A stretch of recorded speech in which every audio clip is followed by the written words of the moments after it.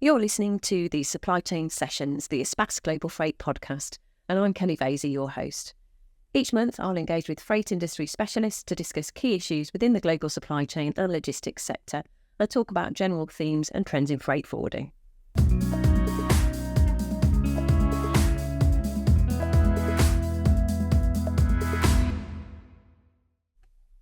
Good afternoon and welcome to the Supply Chain Sessions, the ESPAS Global Freight podcast. Today, I'm really happy to welcome with us in the studio Ekaterina Andreeva, Head of Business Development for Chapman Freeborn Air Charter. Welcome. I know you're hot, fresh from multimodal, so you'll be very kind to you today. How was the show? Yeah, I am. I'm retired, Kelly. It's so good to see you here, though. It was. It's been quite a hectic few days, I would say, but it was. I love multimodal. It's always great to be there. We've been exhibiting for a second year in a row, and it's been a fantastic show for us so far. And it's good to see basically everyone from the industry coming together, not just from the UK, but we've seen people from Germany, from Poland, from as far as Japan. I think Japan, from Georgia, so amazing. All around the world. Yeah, amazing. So it's a great show, and it's but it's been quite busy. Yeah. And how's it compared to the last previous years? Then, because we didn't exhibit this year, I went as an attendee, and the team of it have been there. And we noticed that there's a lot of people exhibiting this year. Everybody is driving new business, of course, and wanting to be there from a sort of PR element. Did you find that the footfall was similar to other years, or quieter or busier? I'm guessing you'd arranged a lot of visits on the stand anyway, hadn't you? Yeah, we did. So for us, I think personally, for me, for me as in for me and for my company, for us it's been much busier. But the main reason for that might be because we changed the location. Okay. And I believe we've been in a busier location. But I think even the general feeling. And the feeling that I was getting from other people was that the show has been busier. Really? Yeah. So I think it was. Well, at least it's been less not less quiet than last year. But so I think it's been definitely very busy, especially the first 2 days. That's really, really positive considering the current climate, isn't it? Exactly. We're going to need to chat about that. But first of all, tell me a little bit about Chapman Freeborn. Yeah, and tell me a little bit about you guys and what is it that you do there. The full name is Chapman Freeborn Air Chartering, and the company was founded over 50 years ago. Uh-huh. And basically, what we do is in our name, we do aircraft chartering, and we do all sorts of chartering. We do all sorts of air charters. We do cargo charters, which is what I personally do in our team. Uh-huh. And we do private jet charters, we do passenger charters, and we also have a few supporting products such as general air freight and onboard courier services, and we do also have a few airlines of our own. So Magma and Arca Logistics, and we belong. Chapman Freeborn has been independent until 2019. Yeah. And then we were bought by a company called Avia Solutions Group. Uh-huh. And so if we look at Avia Solutions Group, then basically, we have so many different affiliated companies. We have airlines, we have leasing companies, we have MRO companies. So it's really a lot that we can do, just as ourselves as Chapman Freeborn, and also with our partners at Avia Solutions Group. So there's a lot more to it. We know you guys for the air charter side and the freight side, but there's so much more to it, isn't there? Yeah, the company is quite diverse, and it is quite big. We are located in over than 30 countries, and we have over 400 people just in Chapman Freeborn. And but the core business for Chapman Freeborn is obviously still air charters. Yeah. And the cargo charters is but the biggest part of our business that we do. And how long have you personally been in the air charter business, and what changes have you seen during that time? So I joined in 2012 back in Russia, where I'm originally from. So I joined the company called Volga-Dnepr, and they operated then Antonov 124s and Ilyushin 76 aircrafts. And I joined them back in Ulyanovsk in the US. So I started working in operations in aviation security, and I worked there for a couple of years, and then I decided to go into sales and never left. Yes. So I worked there a few years, and then in 2016 I moved to the UK. Yeah. And basically worked in a various sales role for Volga-Dnepr. And in 2022 I left Volga-Dnepr and joined Chapman Freeborn. Mm-hmm. And so basically, I spent all for my career, over 12 years now in air charter. So that's how I But basically, that's how I got into it. And if I think about changes, then probably if we look at like at the general changes, I think we've become much more like full on, I would say, because I remember when I joined the company, it was quite normal for people then not to have laptops. So we would come to the office, we'll have computers, and then we'll work on the computers, and like we had our phones obviously, but if something went wrong and if you needed to do any actual work. So I remember a lot of nights where I had to stay in the office until like 8 p.m., 9 p.m., 10 p.m. just because I couldn't do this work from home. I could like call and text people from home, and we didn't have WhatsApp then. So yeah, I would need to like call and text. But if I had to do any like actual like job, anything about like packing lists or anything about like the schedule, something quite complicated, something operational, then I needed to stay in the office to be like to work with my colleagues and to actually have a computer. And so now it's obviously became much better. Then we started all having laptops, and then we became we started using different communication channels such as WhatsApp, for example, and like Telegram. Do you guys use WhatsApp? Because WhatsApp's a new thing, isn't it? And everybody's using WhatsApp. And operationally, it's the thing we're finding that some of our customers are finding us through WhatsApp, where naturally you'd think, okay, for some products, not necessarily for freight, but is it quite a thing in air charter then? Or do you guys just purely use it for operations within the team? We do it for communication, and not just within the team but with our customers as well. So that's what we especially if we talk about time critical charters, then sometimes people just don't have the time to look at the emails, and then you need to have this instant flow of information, and you need to, especially if something goes wrong with the charter, some delays or some issues with the freight, like very, very basically anything, and especially if it happens out of hours. So when people are not in the offices, so because everyone has their phone now, we're basically glued to our phones at the moment. And so it's very convenient to have just a WhatsApp group of the people that need to be in that WhatsApp group. So for us, like we would have our charter breakers there. Then we'll have representatives from the customers there. Sometimes we would include airline there as well. And we all are in the same basically flow of information. It does help immensely, but it also makes blurs the line between the work and and the life even more than it's so true. But and that's a post-COVID thing, isn't it? We were forced that way, but actually it's made vast improvements to communication across the board, hasn't it? But sometimes it's hard to switch off. But then if we're honest, I don't think we do switch off. No, never. Especially not in HR. Never. Sure. So we're going to move on to speak to technology further down the line. You mentioned multimodal being positive and vibrant this year, which is really, really good and really exciting.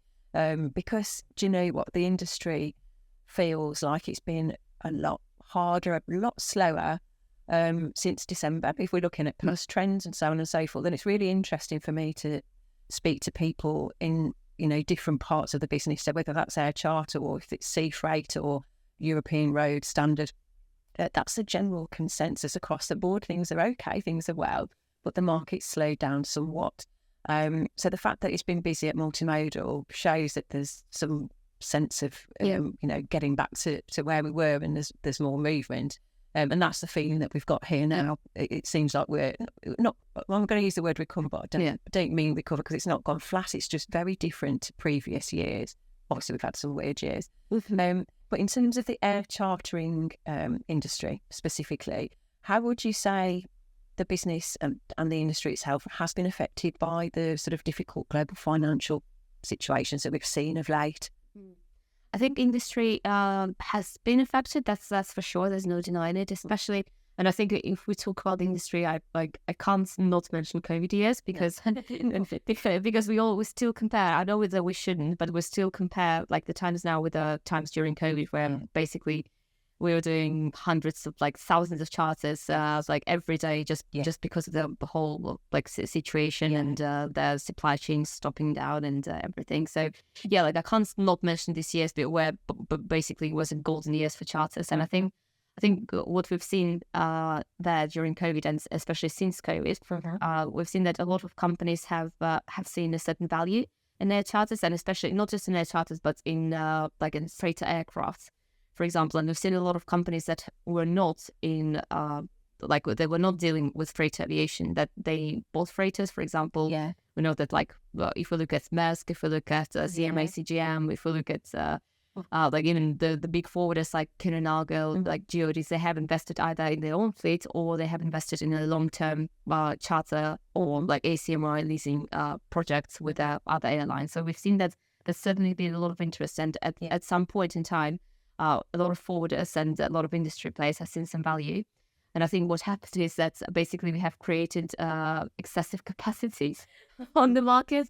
And I think now basically what we can see now is basically market balancing itself out. Yes. Because I think what we've seen after COVID was that the capacity has become excessive, and the demand was falling down due to cost of living crisis and inflation and like decline in everything basically. And so and I think it's just the markets trying to balance itself out. And I think we're going to see certainly some changes in the next like 5 to 7 years, because we're already seeing that some players that have invested in this kind of freighter market during COVID, they've already starting to drop their contracts and drop these aircraft. So so I'm sure that the players like Chapman Freeborn has been established on the market. Especially we don't have like a lot of we don't have any assets as Chapman Freeborn. We do have, like as I mentioned, we have a few airlines of our own, but we as Chapman Freeborn, we don't own any aircraft. And so for us, it's a bit of a different market. But for players that actually have like invested in this capacity, then I think we will see that some of this capacity will be dropped at some point in time, just because I think it's not that there is no sufficient demand. No, it's not sustainable. It's not really sustainable market, because the demand was really excessive during COVID. Yes. And but it's not. It's a different situation now, because the sea freight is back to normal. Even if we consider the whole Red Sea situation is still, the sea freight has not suffered. Yes, the lead time for for new routes that has increased, but it has not dramatically changed the situation like on the sea freight side. And also there are all these different other modes of transport. And also what's the biggest one of the biggest factors in air freight industry has been that we have seen a lot of capacity on the passenger fleet side, because a lot of cargo is not, and a lot of people, I know that I'm saying something obvious for people in my industry, but a lot of people in other industries, they don't know the amounts of cargo that is being transported in the bellies of passenger aircraft is really insane. And this is a lot of capacity on the market. And if we look at the routes such as between UK and Middle East, especially Dubai, like UAE, or if you look at the routes between UK and China, there are a lot of passenger aircraft flying around. And if there are a lot of passenger aircraft, it means that there will be a lot of belly capacity on that market, and then driving the prices very, very low, as you can imagine. So this is also a big factor that's all this capacity coming to the market, and that's why the demand for charters is not where we want it to be. Although having said that, I think I do think that there are some routes where, especially when there is a big passenger capacity, then there are some routes that don't really need any charter capacity, although there are still a lot of underserved markets, so to say, or trade lanes is between let's say Europe and Latin America. I would say it's not I know that there's been it's been a lot of interest in the freight forwarders to have something on that trade lane. Or if we look at Africa is still, I believe, underserved. So I still believe there is a big demand, there is a big potential, and we do see a lot of potential for the air charters in different sectors, but probably not on the ones that are served a lot by multiple other players. It's so interesting. It's really interesting, because obviously in the industry, this is all, we're seeing this day to day, but it's really interesting for people sort of outside of the transport industry to understand why this is. We mentioned COVID and COVID years, and we've just sort of talked about that. Following COVID, obviously we had Brexit, Dale mentioned it. Did that affect European chartering in any way? Was it a positive effect, a negative effect, or didn't it make any difference to you guys? I can't say that it had a very significant effect on the air charters, because especially like from the supply demand situation, I don't think that there was any particular big demand of any particular change. But I think what it has affected is especially if we look at the time critical markets. So if we look at 10 critical charter markets, there are a lot of Eastern European airlines, which before Brexit, they would not have a need to get UK permits to fly to the UK during like the weekends, for example, or during the night. Whilst now, what was going to happen is that we have an inquiry over the weekends, and if we want to use some of these Eastern European carriers to carry some freight between, I don't know, like Eastern Europe and the UK, then we will have the situation when they won't be able to get a permit, so they will not be able to operate that charter into the country. So I think in this particular case, there is this problem, which I believe is being addressed on different levels, and I have raised this topic before at the Air Charter Association Broker Operator Forum, and I know that this is something that we've been talking to. On the industry level, to UKCAA. So I think it will be very good to have some bilateral agreements in place between the European Union and the UK on that particular topic. Although I think if we look from the other side, I don't think that Brexit had any particular effect on the charter market, but this like permits issue has been it has been a hot topic for you. A hot topic, yes. If we're talking about sort of industries for the air charter market, obviously, everybody thinks, time critical, red hot, urgent. But are there sort of key industries that you deal with? We automatically think about automotive and aerospace. But personally for your business, are the key sectors that, have been more prevalent recently, for example, that you've changed and that's been a difference to previous years? Automotive and aerospace are certainly big industries, and they have been big, and they will, I'm sure they will remain big for many, many years. I think if we look at other industries, I should probably mention humanitarian, which is one of this is actually humanitarian industry is where Chapman Freeborn started. And because the first flights that were done over 50 years ago, they were humanitarian. They were to deal with emergency response. So it's a very, it's an industry that's very important for us as a company. I didn't know that. That's really interesting. That's actually how the company was started. And so, humanitarian vertical is very important for us, and we do work a lot with the likes of UN World Food Program or UNICEF or Doctors Without Borders, for example. And some of the flights we're doing directly, some of the flights we're doing through freight forwarders.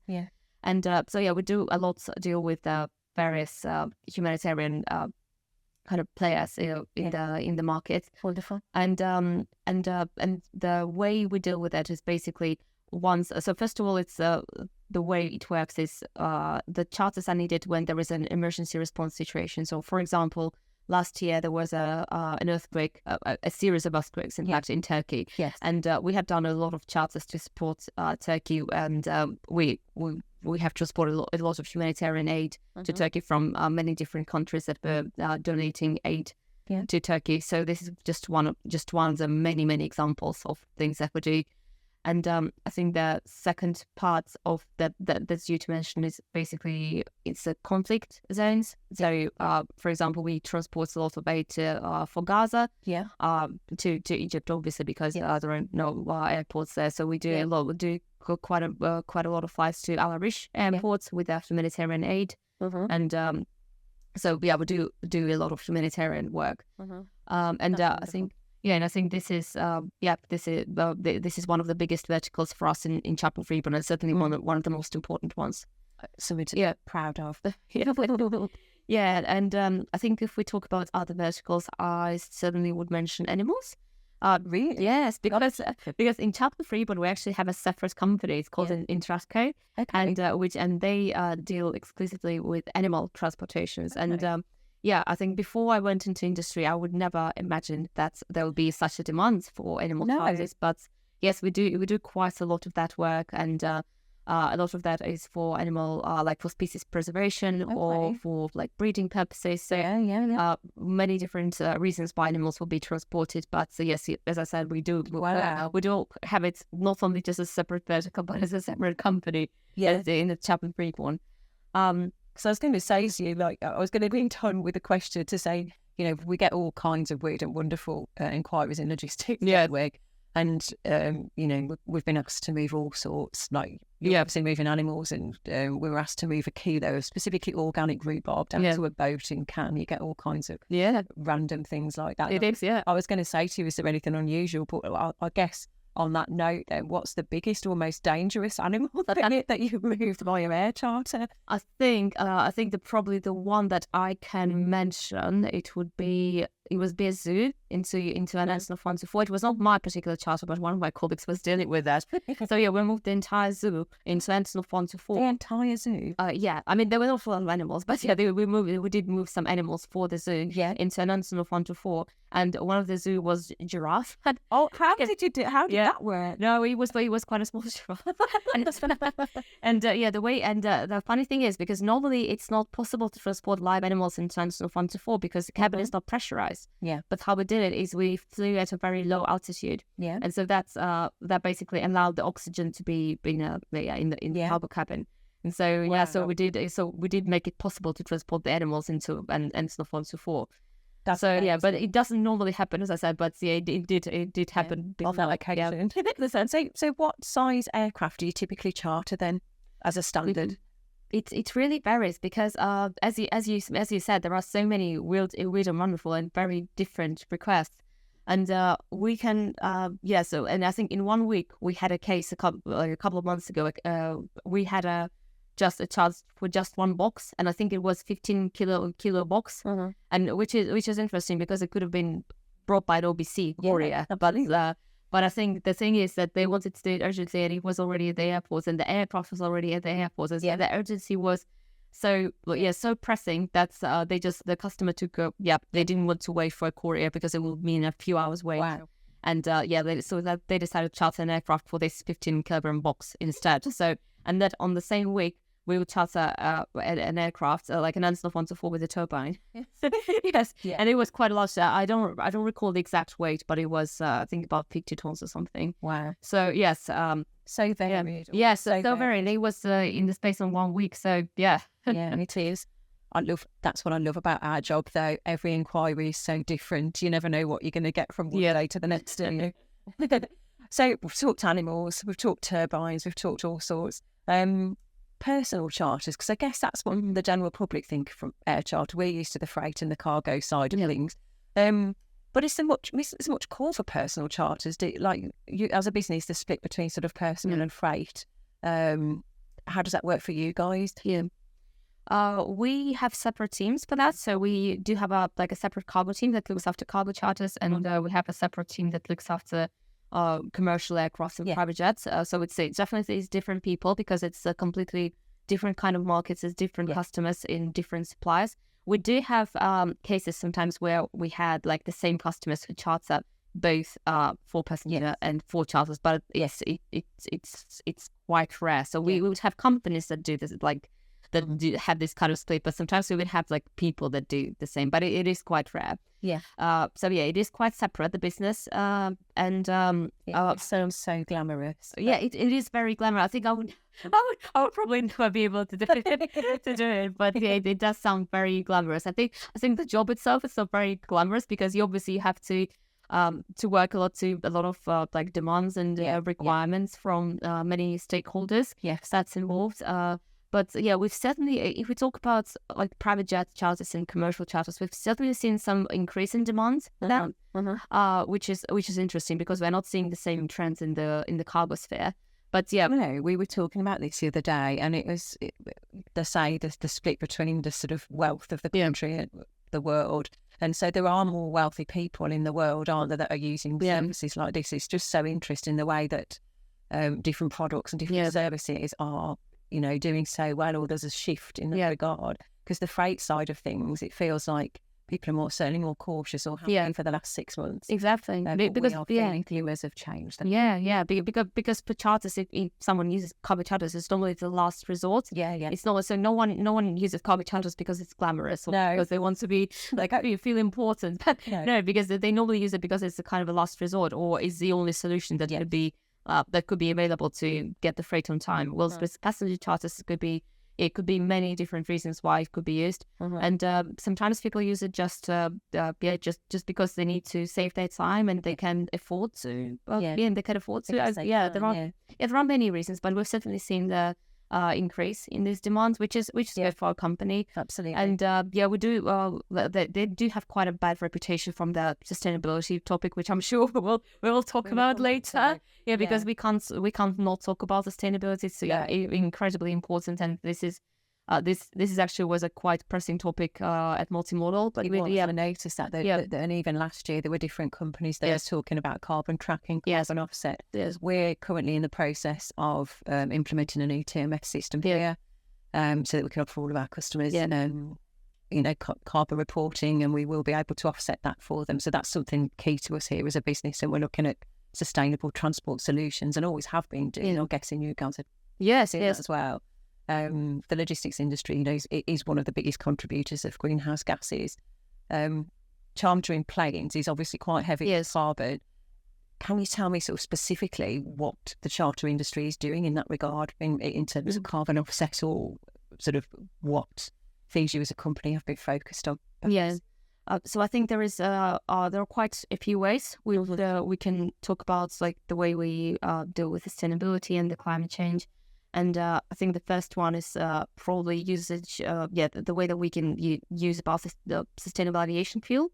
And this is something that many companies are doing, and this is something that we are doing in some ways. The problem about using sustainable aviation fuel is that it's not that widely available on the markets at the moment, just because a lot of companies want to use it, to be fair, and it's just not enough.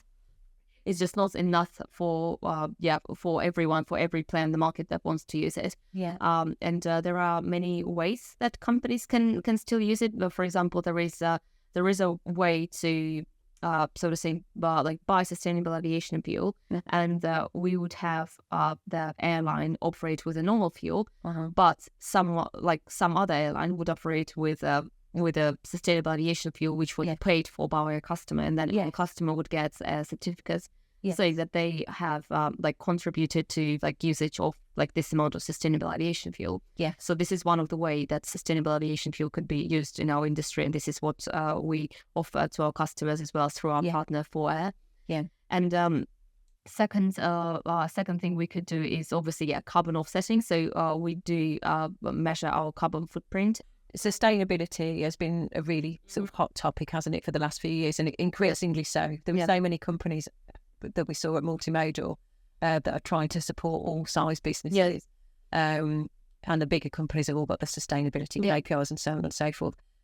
What I did note as well, which I noted last year as well, and it's still an ongoing theme, is that tech and sort of advancements in that regard, AI, dare I say it, people are implementing really souped up, futuristic systems for connectivity reasons, but just to take operations and communication and connectivity to the next level.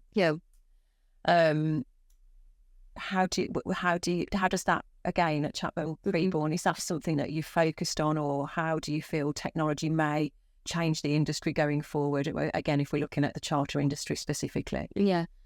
So I think if we look at not the air charter, but if we look at the air freight industry in general, we can see that there are there's been a lot of companies that have emerged quite recently on the market, offering digital bookings and the cargo management systems, etc. So I think in general air freight, it's quite I can't say it's quite easy to implement, but it's much easier to implement that in air charter. So we do see some of the elements of or AI, or AI usage in the general air freight space.